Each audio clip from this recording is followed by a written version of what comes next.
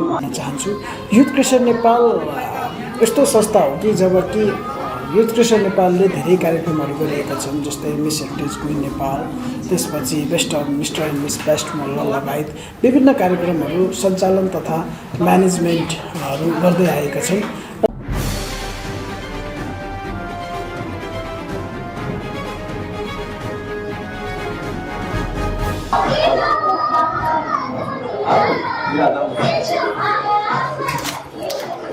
नमस्कार, आज तपाईहरुलाई स्वागत गर्न चाहन्छु प्रमोसन मास मिडिया प्रेजेन्टद्वारा प्रायोजित कार्यक्रम पीएम टक शोमा। आज चाहिँ हामी कुरा गर्न गइरहेका छौँ। हाम्रा एकजना अतिथि हुनुहुन्छ, एकजना पाहुना हुनुहुन्छ जो चाहिँ युथ क्रिएसन नेपालका संस्थापक हुनुहुन्छ रवि लामा तामाङ। उहाँलाई आज हामीले स्टेजमा निम्ताएका छौँ र केही उहाँले सञ्चालन गर्न लागिरहनु भएको केही कार्यक्रमहरूको बारेमा भन्दा पनि अहिले उहाँले सञ्चालन गर्दै हुनुहुन्छ फेस अफ स्मार्ट किड्स नामक एउटा प्रोजेक्ट उहाँले सञ्चालन गर्दै हुनुहुन्छ र उक्त विषयमा आधार मानेर चाहिँ उहाँसँग आज हामी कुरा गर्न लागिरहेका छौँ र सर हजुरलाई स्वागत गर्न चाहन्छु। हजुर, धन्यवाद। र तपाईँले भर्खरै मात्र सञ्चालन गर्दै हुनुहुन्छ यो फेस अफ स्मार्ट किड्स भन्ने एउटा बाल बच्चाहरूको लागि चाहिँ मल्टी ट्यालेन्टेड प्रोग्रामहरू सञ्चालन गर्न लागिरहनु भएको छ र यसको बारेमा केही हाम्रा दर्शक श्रोताहरूलाई बताइदिनुहुन्छ कि? सर्वप्रथम पीएम टिभी हेरेर बस्नुहुने सम्पूर्ण दर्शकवृन्द तथा कार्यक्रम प्रस्तुतालाई म यो धन्यवाद टक्राउँदै तपाईँलाई यो 2 शब्द बोल्न पाएकोमा धन्यवाद टक्राउँदै म फेस अफ स्मार्ट किड्सको बारेमा म केही कुरा भन्न चाहन्छु।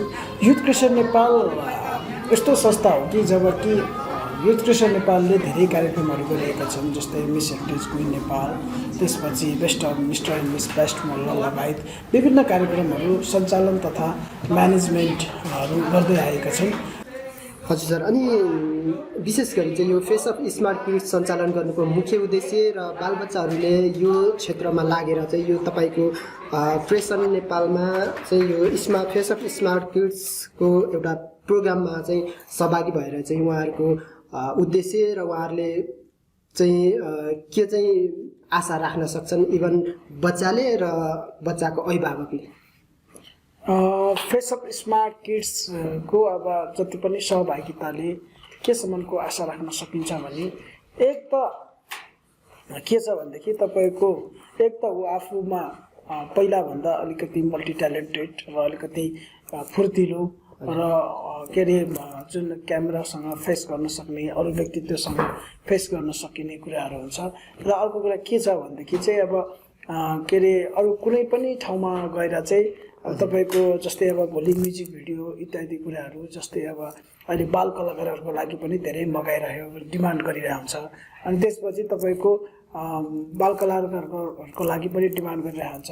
अनि जसको लागि चाहिँ अब उनीहरूलाई त्यो कुरामा पनि उहाँहरूलाई अगाडि बढाउन सकिन्छ र जुन स्कुलमै जाँदाखेरि नि जस स्कुलमै पढ्दाखेरि नि उनीहरूलाई अरूभन्दा चाहिँ धेरै नै राम्रो प्लस पोइन्ट चाहिँ हुन्छ। हजुर, तपाईँले यो फेस अफ स्मार्ट किड्स चाहिँ यो जुन पहिलो वर्ष सञ्चालन गर्दै हुनुहुन्छ कि योभन्दा अगाडि पनि यो प्रोग्राम ल्याइसक्नु भएको थियो? प्रोग्राम त मैले धेरै नै गरेको छु, तर फेस अफ स्मार्ट किड्स चाहिँ मैले पहिलोपल्ट। हजुर, र फेस अफ स्मार्ट किड्स जुन चाहिँ मल्टी ट्यालेन्टेड जुन तपाईँले अघि भन्नुभयो चाहिँ अब धेरै क्यामेराको अगाडि फेस गर्न सक्ने, धेरै मासहरूमा चाहिँ आफ्नो प्रस्तुति देखाउन सक्ने बनाउने भन्ने कुरा भन्नुभयो। त्यसको अलावा चाहिँ फेस अफ स्मार्ट किड्समा बच्चाहरूले आफ्ना हरेक प्रतिभा देखाउन त अवश्य नै सक्छन्, केही न केही कला त सिक्छन् नै। त्यसको लागि चाहिँ बच्चाहरूले चाहिँ तपाईको जुन यो प्रोजेक्टमा सहभागी हुनको लागि चाहिँ के कस्तो शुल्क लिने गर्नु भएको छ कि के छ? जुन अब म्यानेजमेन्टको लागि पनि हामीले शुल्कहरू लिएको छु, हामीले सडनली प्राइस लिएको छु, किनकि अब विदाउट पेमेन्ट हामीलाई पनि गाह्रै छ, किनकि हामीले पनि म्यानेजमेन्टमा अब तपाईँको भेन्यू चार्ज होइन, तपाईँको भेन्यू चार्जदेखि लिएर तपाईँको अडिसनदेखि लिएर तपाईँको जुन डान्स टिचर उनीहरूलाई डान्स क्लास पनि गराइरहेको छ, डान्स टिचर लगायत तपाईँको कोरियोग्राफी टिचरदेखि लिएर सबै कुरालाई हामीले पेमेन्ट गर्नुपर्ने हुन्छ। हामीले ड्रेसहरू पनि सबै त्यही उनीहरूलाई रिक्वायरमेन्टभित्र पर्ने प्राइजमा नै हामीले दिइरहेको छ। तपाईँले यो फेस अफ स्मार्ट किड्सकोमा जुन यो प्रोग्राममा चाहिँ सहभागी हुनको लागि चाहिँ कुनै एज बार राख्नु भएको छ बच्चाहरूको कति वर्षदेखि कति वर्षसम्मको एजको बच्चाहरूलाई चाहिँ सहभागी गराउने भनेर कुनै राखेको छ। हामीले 6 वर्षदेखि 9 वर्षसम्मकोलाई हामीले पार्टिसिपेट गराएको छु। अनि तपाईँको के छ भनेदेखि यसमा चाहिँ तपाईँको 9-10 देखि 13 वर्षसम्मको स्टुडेन्टलाई चाहिँ जस्तै अब स्टुडेन्टलाई चाहिँ सिनियरको रूपमा र तपाईँको 10 वर्षभन्दा 6 वर्षदेखि 10 वर्षसम्मकोलाई चाहिँ जुनियर लेभलमा हामीले गराउने भन्ने योजना थियो। तर अब यो कोभिडको कारणले गर्दा हामीले धेरै पार्टिसिपेट जम्मा गर्न सकेन, जसको लागि चाहिँ अब तपाईँको ठुलो मान्छेलाई ठुलै क्वेसन, सानो मान्छेलाई सानै क्वेसन एन्सरहरू गरेर त्यो अनुसारले चाहिँ उनीहरूलाई एवार्डहरू दिइने त्यस्तो किसिमको हामीले एउटा इन्भाइरोमेन्ट बनाएको छ। र हाल चाहिँ तपाईँको यो प्रोजेक्टमा जुन चाहिँ फेस अफ स्मार्ट किड्समा सहभागी हुन चाहिँ कतिजना बच्चाहरू आउनु भएको छ अहिले? अहिले त हामीले आउन त 15-20 जनै आएको थियो, झन्डै अब 1.5-2 दर्जन जति नै आएको थिए। त्यसपछि अब उनीहरू टाइम टेबलहरू इत्यादि कुराहरू मिलाउन सक्दैन भन्ने कारणले गर्दा चाहिँ अहिले 9 जना सहभागी छ। पक्कै पनि यो प्रथम वर्ष पनि भन्नुभयो यो फेस अफ स्मार्ट किड्सको प्रोग्राम चाहिँ, र आगामी वर्षहरूमा के छ योजना? यो प्रत्येक वर्ष तपाईँले निरन्तर दिँदै जानुहुन्छ कि जस्ट यो वर्ष मात्र हुन्छ यो प्रोग्राम चाहिँ? यो वर्ष यसको तपाईँको हामी के हुन्छ भने अब यो वर्ष मात्र गऱ्यो भने यसको कुनै अस्तित्व रहँदैन। हामी अब तपाईँको सिजन 2 सिजन 3 गरेर हामी के अरे लगभग अब कतिसम्म गर्न सकिन्छ त्यो अनुसारले हामी चाहिँ निरन्तरता दिनेवालामै छ। हजुर, जहाँसम्म हामीले सुनेअनुसार तपाईँले चाँडै नै यसको ग्रान्ड फिनाले पनि गर्दै हुनुहुन्छ होटल मुनलाइट ठमेलमा भनेर सुन्नमा आएको छ।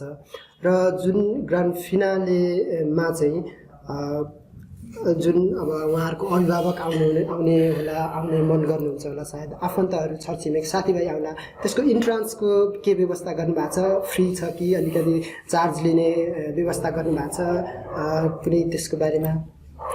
अब तपाईँको एउटा जस्तै हामीले फ्री पनि गर्थ्यो होला, फ्री गऱ्यो भने त्यसको व्यवस्थित हुँदैन होइन।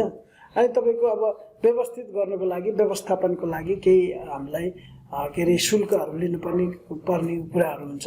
अनि त्यसपछि हामीले विदाउट डिनर र विथ डिनर गरेर तपाईँको विदाउट डिनर विथ डिनर गरेर हामीले त्यही अनुसारको क्यापेसिटीको चाहिँ हामीले टिकट बनाएको छु। उहाँहरूले जति पनि आफन्त इत्यादि बाजे व्यक्तित्वलाई बोलाउनको लागि चाहिँ उहाँहरूलाई हामीले एउटा प्रवेश शुल्क पनि व्यवस्था गरेको छ। र पक्कै पनि यो फेस अफ स्मार्ट किड्स एउटा बच्चाहरूको लागि सुनौलो अवसर पनि हुनसक्छ, जसले यो हाम्रो भिडियो हेर्दै हुनुहुन्छ, हाम्रा अन्य जो अलरेडी सहभागी भइसक्नुभएका बच्चाहरूको अभिभावक आफन्तहरू त छँदैछन् र अन्य महानुभावहरूले पनि जसले आगामी वर्षहरूमा चाहिँ तपाईँको यो प्रोग्राममा चाहिँ उहाँहरूको बच्चाहरूलाई जोइन गर्न चाहनुहुन्छ होला। र यदि त्यस्तो खालको व्यक्तित्वहरू पनि कस्तो प्रोग्राम चाहिँ गर्नुहुँदो रहेछ त ग्रान्ड फिनाले, अब बच्चाहरूको कस्तो कस्तो प्रतिभा देखाउने रहेछ भनेर थोरै बुझ्नको लागि उहाँहरू पनि आउने सायद सोच्नु भएको छ, कतिपय त आउनुहुन्छ होला। र उहाँहरूलाई चाहिँ तपाईँले खास इन्ट्रान्स कति राख्नु भएको छ, यसको प्राइस भन्न मिल्छ? मिल्छ। हामीले तपाईँको विदाउट डिनरको चाहिँ हामीले 1000 लिएको छु र तपाईँको डिनर विथ डिनरको चाहिँ हामीले 1500 लिएको छु। अब तपाईँको होटल हो 3 स्टार होटल हो, अब त्यही लेभलको हुन्छ। अब तर त्यही लेभलको हुन्छ, त्यो कारणले गर्दा हामीले 1500 र 1000को चाहिँ टिकट राखेको छ। हजुर, जुन यो प्रोग्राममा चाहिँ जम्मा 9 जना बच्चाहरू जुन 6 देखि 13 वर्ष होइन, 6 देखि 13 वर्षका बच्चाहरू सहभागी हुनुहुन्छ, उहाँहरूलाई कस्तो तरिकाले तपाईँहरू ग्रान्ड फिनालेमा अगाडि बढाउनुहुन्छ? जुन फर्स्ट सेकेन्ड थर्ड त्यस्तो राख्नुहुन्छ कि उहाँहरूको कुन तरिका एकजना मात्र चाहिँ फेस अफ स्मार्ट किड बन्न सक्छ? यसको तपाईँको स्टुडेन्ट थोरै छन्, स्टुडेन्ट थोरै भएको कारणले चाहिँ हामीले फर्स्ट सेकेन्ड थर्ड चाहिँ राखिँदैन, हामीले विनर मात्रै गर्छौँ। तपाईँको अब 4 जना मेल छ अनि 5 जना चाहिँ फिमेल छ। अनि तपाईँको फर्स्ट सेकेन्ड थर्ड गर्दाखेरि फेरि तपाईँको 1 जना मात्र खाली हुँदा उसलाई नराम्रो देख्छन्। अनि त्यो कारणले गर्दाखेरि चाहिँ हामीले विनर मात्रै छनौट गर्ने योजना छ यसमा। हजुर, पक्कै पनि। र यसमा अब विभिन्न बच्चाहरू जुन 9जना बच्चाहरू चाहिँ आफ्नो ट्यालेन्ट अनि जुन यहाँ तपाईँहरूले सिकाइरहनु भएको छ त्यो त्यसको आधारमा अब एजको आधारमा पनि तपाईँले क्वेसन गर्ने कुरा गर्नुभएको छ। त्यो क्वेसन त आफ्नो ठाउँमा छँदैछ र उहाँहरूले आफ्नो कुनै पर्सनल कला पनि देखाउनुहुन्छ कि ग्रुपमा कुनै प्रोग्राम देखाउनुहुन्छ कि अब कस्तो तरिकाले चाहिँ प्रोग्राम सेटिङ गर्नुभएको छ? उनीहरूको पर्सनल कला पनि देखाउन पाइन्छ, त्यो चाहिँ एउटा हाम्रो ट्यालेन्ट सो भन्ने हुन्छ। जबकि हाम्रो जुन ग्रान्ड फिनाले हाम्रो यो कमिङ सन्डे चाहिँ 5 बजेदेखि भए पनि हाम्रो 3 बजेदेखि चाहिँ हाम्रो ट्यालेन्ट सो पनि हुन्छ। उनीहरूको आफ्नो व्यक्तित्व ट्यालेन्ट पनि गर्न पाइन्छ। हजुर, अन्तमा तपाईँलाई लागेका र भन्न मन लागेका केही कुराहरू हाम्रा दर्शक महानुभावहरूलाई भन्न चाहनुहुन्छ? सर्वप्रथम मलाई यतिको धेरै टाइम दिनुहुने पिएम टिभी परिवारलाई धन्यवाद दिन चाहन्छु। र अर्को कुरा, विभिन्न दर्शक हेरेर बस्नुभएका दर्शकहरूलाई चाहिँ के भन्छ भने हामीले थोरै स्टुडेन्टलाई पनि एउटा राम्रो व्यवस्थित हिसाबले चाहिँ कार्यक्रम गर्न खोजेका छन्। र अब जुन अब अर्गनाइजर बिना जुन अब पार्टिसिपेन्टको पनि कुनै अर्थ रहँदैन र पार्टिसिपेन्ट बिना अर्गनाइजरको पनि कुनै अर्थ रहँदैन, जसको कारणले गर्दाखेरि चाहिँ दुईजना कोअर्डिनेसन गरेर चाहिँ यो कार्यक्रम सफल गरिदिनु हुन विनम्र अनुरोध गर्दछु। हजुर, धन्यवाद दर्शक श्रोता महानुभावहरूलाई। आज हामीसँग हुनुहुन्थ्यो एकजना एकदमै कलाकारिताको क्षेत्रमा र स्पेसली साना साना बच्चाहरूलाई चाहिँ भविष्यमा केही गराउन सकौँ, केही बनाउन सकौँ भन्ने उद्देश्यका साथ सञ्चालन गरिरहनु भएका हाम्रा युथ क्रिएसन नेपालका म्यानेजिङ डिरेक्टर हुनुहुन्थ्यो रवि लामा तामाङ। उहाँलाई उहाँको अमूल्य समयको लागि धेरै धेरै धन्यवाद दिन चाहन्छौँ हामी पिएम टक सो परिवार। र अन्तमा तपाईँलाई पनि यो भिडियो हेरिसकेपछि तपाईँले पनि आफ्नो नानी बाबुहरूको लागि आगामी वर्षमा केही गर्ने योजना बनाउनु भएको छ भने र उहाँहरूको कस्तो खालको यो फेस अफ स्मार्ट किड्स भन्ने प्रोग्राम चाहिँ कस्तो खालको प्रोग्राम रहेछ भनेर निहाल्नको लागि र हेर्न चाहनुहुन्छ भने चाहिँ यो प्रोग्राम चाहिँ होटल मुनलाइट ठमेलमा चाहिँ 2021 अप्रिल 11 अन सन्डेमा चाहिँ इभिनिङ 5 PM बाट सञ्चालन हुन गइरहेको छ। तपाईँ पनि सहभागी हुन सक्नुहुनेछ। केही कोरोना लकडाउनले शिथिल बनाएको बेलामा चाहिँ केही रिफ्रेस हुन चाहनुहुन्छ भने तपाईँ पनि जोइन हुन सक्नुहुनेछ भन्दै आजको प्रोग्रामबाट चाहिँ हामी यो पिएम टक सोबाट र म आफू आजको होस्ट म चन्द्र पनि बिदा हुन चाहन्छु र तपाईँलाई पनि धेरै धेरै धन्यवाद दिँदै आज हामी छुट्टिन्छौँ। धन्यवाद, नमस्कार। नमस्कार।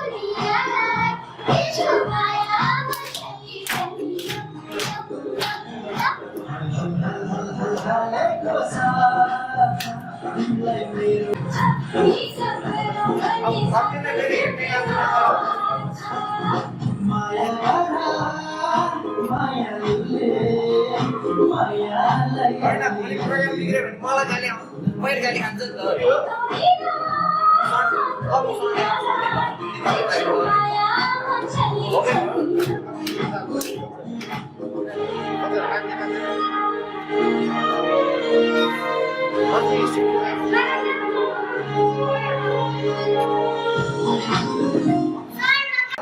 आजलाई छुट्टी रेडी 5 6 7 गो 1 2 3 4 5 6 7 8 9 10 11 12 13 14 15 16 1